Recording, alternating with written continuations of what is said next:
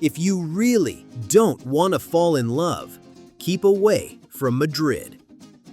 This city has a way of stealing hearts with its parks, fountains, and stories. Behind every corner, there is a reason to stay a little longer. And if you are not ready for that feeling, it might be best to look the other way.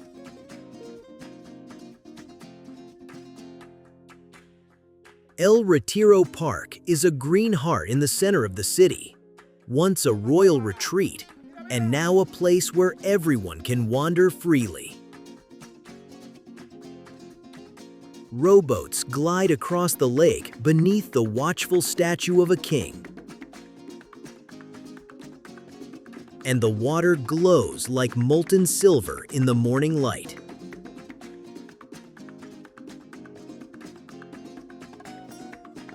Inside the glass palace, the sunlight filters through iron and glass and paints your path in soft colors. For just a handful of euros, you can rent a small boat and drift past marble lions and willow trees. Would you dare to sit there and listen to the stories carried by the breeze?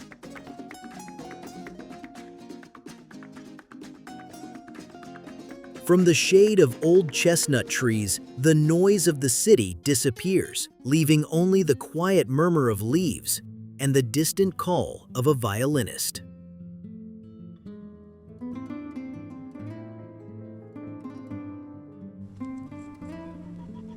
If you have a soft spot for history, better avoid the Puerta de Alcala. It stands at the entrance to the Retiro, like a proud sentinel from another era, and trust me, you'll lose at least half an hour here, just staring, snapping photos, and wondering how one monument can be this majestic. Built in the 18th century for King Charles III, its arches are cut from gray stone that has seen revolutions, celebrations, and countless lovers' meetings.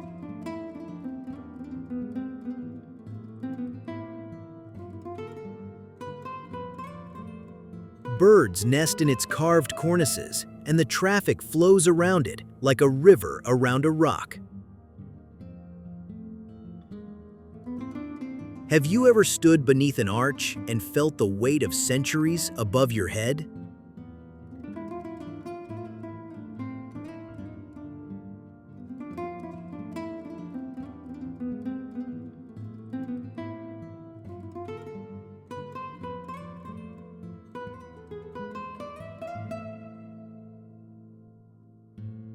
Walk through once, and you may find yourself imagining arriving by carriage 250 years ago. In the Plaza de Cibeles, a goddess rides her chariot drawn by two lions, her marble figure wrapped in flowing robes. This masterpiece was commissioned by King Charles III as part of his grand project to reshape Madrid with neoclassical elegance. Water fans out in fine sprays, turning sunlight into rainbows. And every time Real Madrid lifts another trophy, supporters gather here to sing until dawn. Even on a quiet day, the sound of the water is like an applause that never ends. In this same area across the road, the former post office rises like a wedding cake of stone and glass. This is the Cibeles Palace, a modernist masterpiece that now houses the City Hall. Inside, marble staircases spiral like seashells, and stained glass ceilings let in a kaleidoscope of light.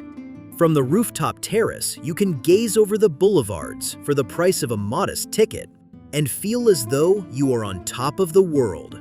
So, if you don't want to lose track of time wandering marble halls and rooftops with views fit for royalty, better skip the palace. Just a few steps away, the Paseo del Prado is a tree-lined promenade that invites slow walks between world-famous museums. Once reserved for the leisure of the nobility, it is now a UNESCO World Heritage Site that links the Prado, the Cuisine, and the Reina Sofia. In autumn, the plane trees drop a confetti of golden leaves that crunch underfoot, and the air smells of roasted chestnuts. If you could stroll from painting to painting under an open sky, would you ever reach the end? Even the benches here seem to whisper stories of writers, revolutionaries, and dreamers who pause to watch the world go by. Not far away, another fountain celebrates Neptune, Lord of the Seas, holding his trident as horses rear in stone waves. Atletico de Madrid fans claim this spot as their own, decorating the god with scarves when their team triumphs. Built by the same sculptor who fashioned the Cibeles fountain, it forms a graceful pair along the boulevard. So if you don't want to be spellbound by history blending effortlessly with Madrid's everyday life, better stay away from this spot. The Bank of Spain looks like a fortress guarding untold treasure. Behind its imposing neoclassical facade lies a vault said to be protected by a flooded chamber fed by the waters of the river Lozoya. Fables aside, the building is a work of art, with carved lions, bronze lampposts, and high-arched windows. If money and power make you uncomfortable, perhaps you should avoid this corner. Or will you be tempted to imagine the weight of the gold bars stored below your feet?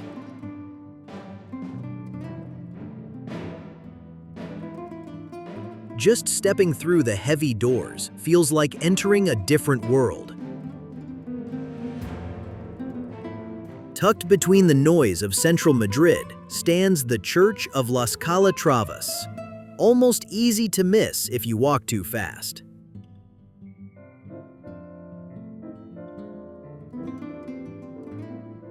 Built in the late 1600s by the monk architect Fray Lorenzo de San Nicolas, the church has one of Madrid's earliest domes, made with a clever mix of wood and brick that became popular for centuries.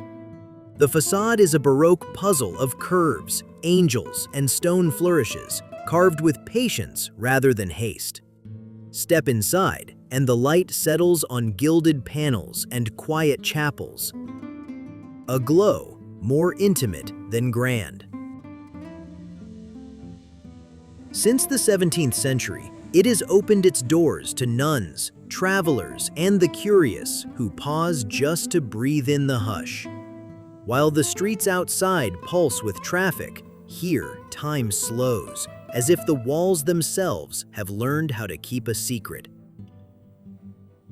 In a cluster of stately buildings that once belonged to banks, a new hotel offers a glimpse of luxury, the Four Seasons Madrid. Crystal chandeliers hang from ceilings that soar like the nave of a cathedral, and courtyards bloom with jasmine and citrus.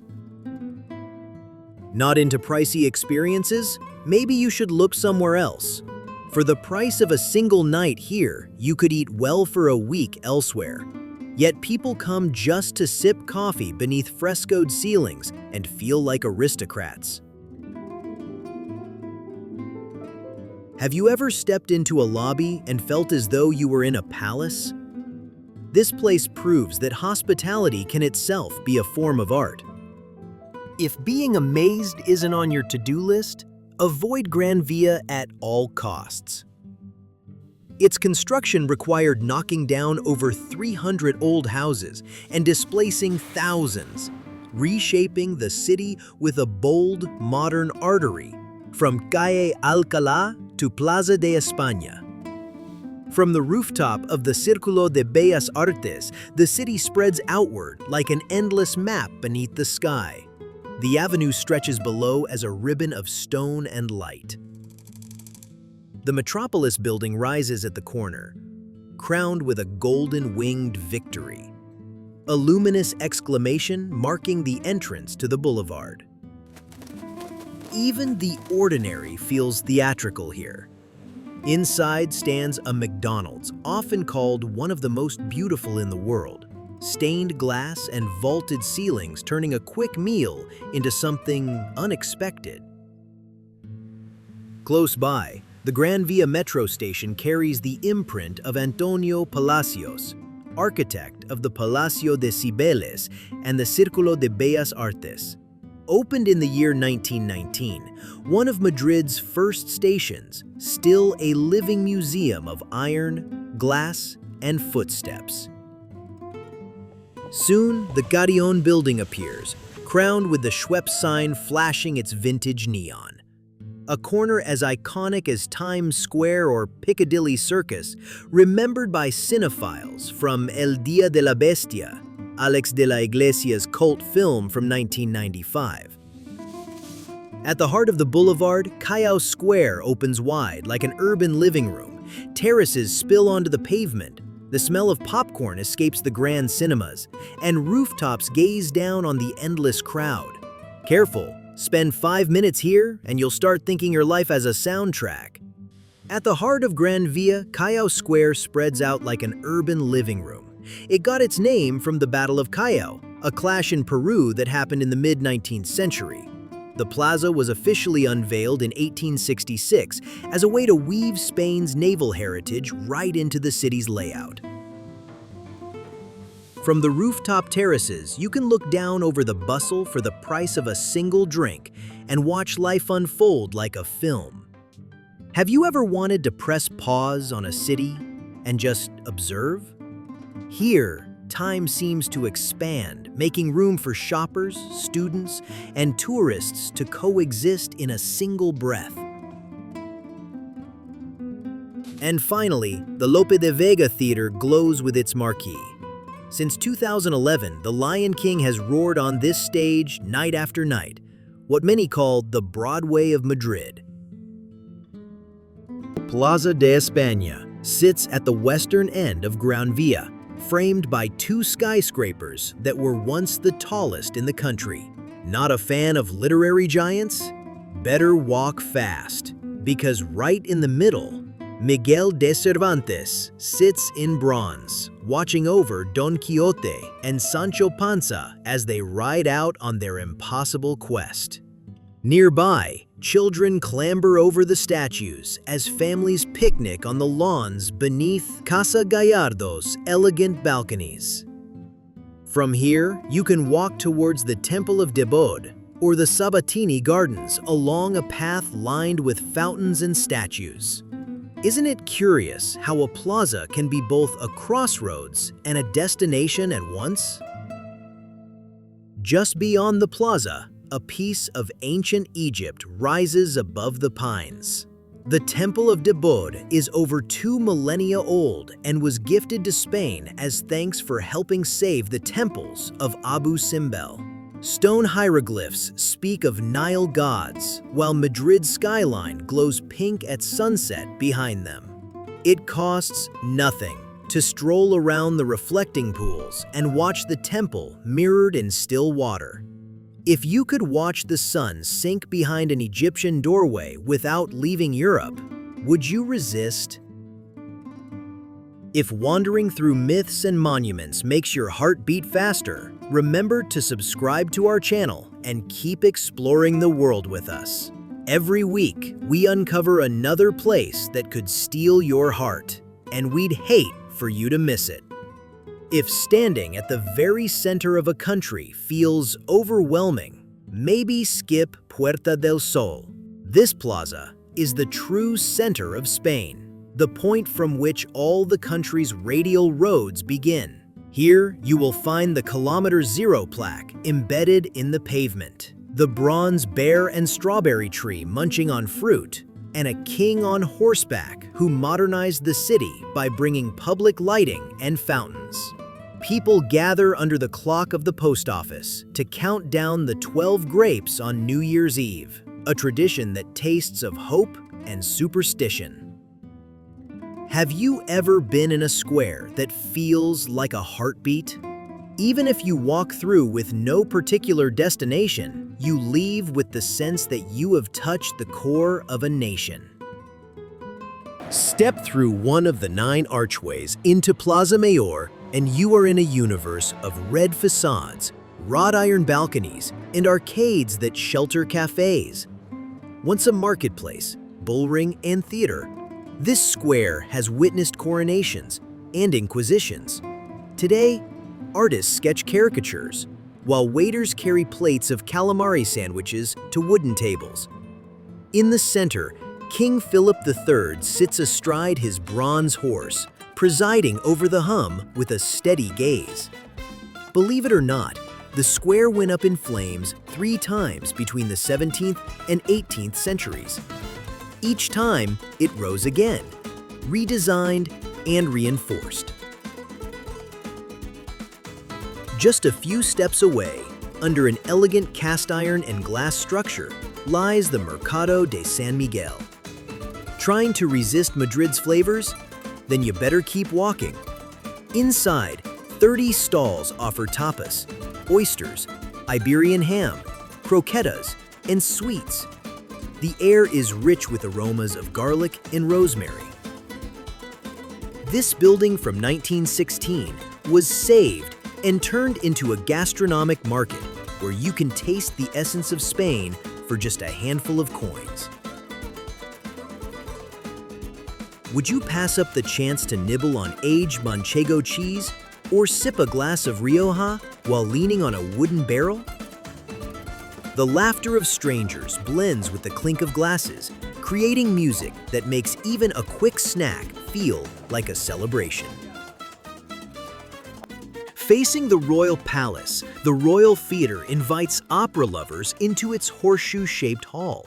Inaugurated in 1850, it has hosted singers whose voices could make crystal tremble, and its acoustics are considered among the best in Europe. The exterior blends neoclassical and Isabelline styles, while inside, velvet seats and gilded balconies evoke imperial splendor. Commissioned by Queen Isabel II in the early 19th century, construction of the Royal Theatre dragged on for more than 30 years before the curtain finally rose in 1850. Imagine ordering a theater and having to wait a generation for opening night. Plaza de Oriente unfurls like a geometric tapestry between the Royal Palace and the Royal Theatre. Designed in the 19th century, its symmetrical gardens are lined with statues of Visigoth kings gazing sternly into the distance. At its center, an equestrian statue of Philip IV balances on its hind legs, thanks to calculations by Galileo Galilei. From the benches, you can watch tourists drift by and imagine the courtly promenades of the past. Isn't it amazing that a square can be both a museum of sculpture and an open-air living room? Behind a wrought iron fence stands the Royal Palace, the largest royal residence in Western Europe. Watch your ego. This palace has a way of making everyone feel like royalty. Commissioned by Philip V and completed in the mid-18th century, it contains more rooms than there are days in a year and a staircase so grand it feels like a river of marble. The throne room shines with red velvet and chandeliers, while the royal armory displays suits of armor that once protected kings. For the price of a modest museum ticket, you can walk through halls where treaties were signed and banquets held. Not a fan of history's patchwork? Then skip the place where every century left its mark. Across the plaza, the Almudena Cathedral rises with a neoclassical facade, neo-Gothic interior, and crypt in Romanesque Revival style. Work began in the late 19th century and was not completed until 1993, making it a patchwork of epochs and influences. Its colorful chapels and vaulted nave contrast with the sober stone of the palace.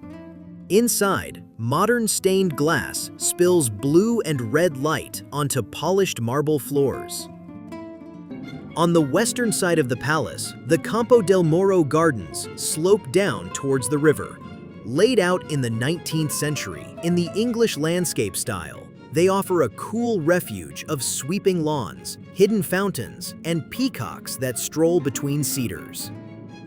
The name Campo del Moro, Field of the Moor, recalls the medieval siege of Madrid in the 12th century, when Muslim troops set up camp on this slope while trying to retake the city from Christian forces. What is now a peaceful garden was once a battlefield encampment.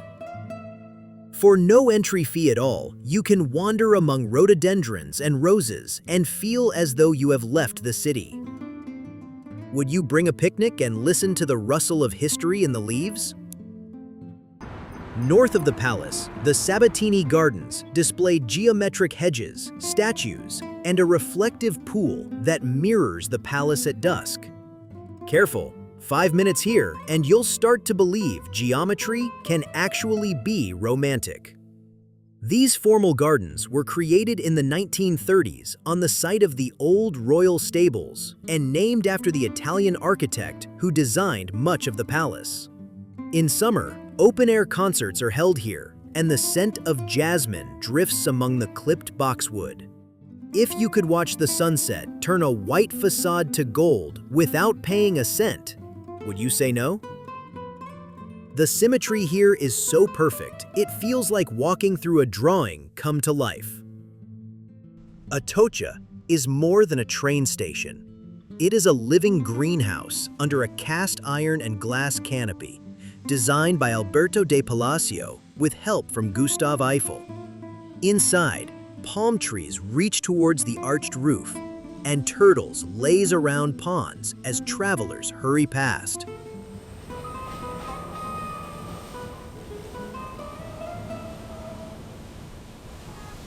Trains leave here for Barcelona, Seville, and Valencia, at speeds that would have amazed the engineers who opened the original line in the mid-19th century.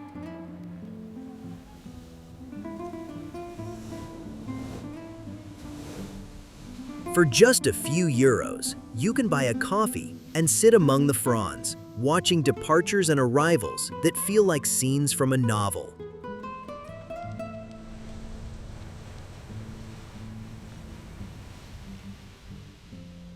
In the 1990s, Atocha was transformed again.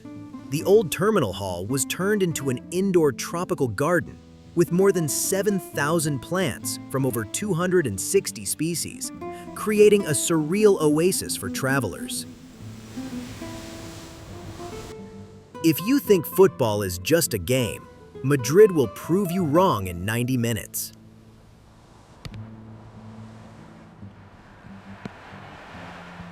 Madrid lives and breathes football, and its two great stadiums tell stories of glory and rivalry.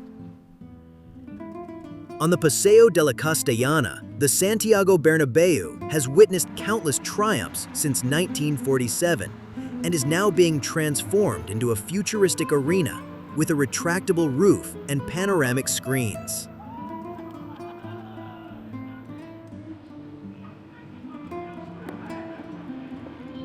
Across the city, the Civitas Metropolitano, opened in 2017, shines like a spaceship and hosts more than 68,000 passionate supporters. Tours cost less than the price of a match ticket and let you walk through dressing rooms, onto the pitch, and into the trophy rooms.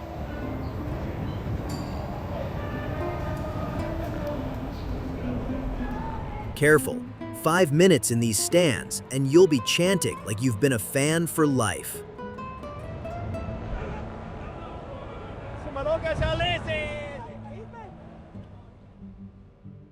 Finally, to the north, 4 skyscrapers pierce the sky like glass needles. The Cuatro Torres business area represents the Madrid of the 21st century, with towers rising more than 250 meters and reflecting clouds in their mirrored facades. In 2021, a 5th tower called Kaleido joined them, housing a university and a hospital. If heights make you dizzy, perhaps you should avoid this view. But if not, you may find yourself dreaming of the future as well as the past. Thank you for joining us on this tongue-in-cheek tour of Madrid. Remember, the best way to avoid falling in love with a city is never to meet it. But if these stories stirred something in you, perhaps it is time to see it for yourself. Tell us which hidden corners we should explore next. And until then, travel with your heart open and your curiosity awake. This is World Adventure OS, the operating system for global wonder. Like what you saw? Give it a like. And to keep traveling with us, subscribe and turn on alerts.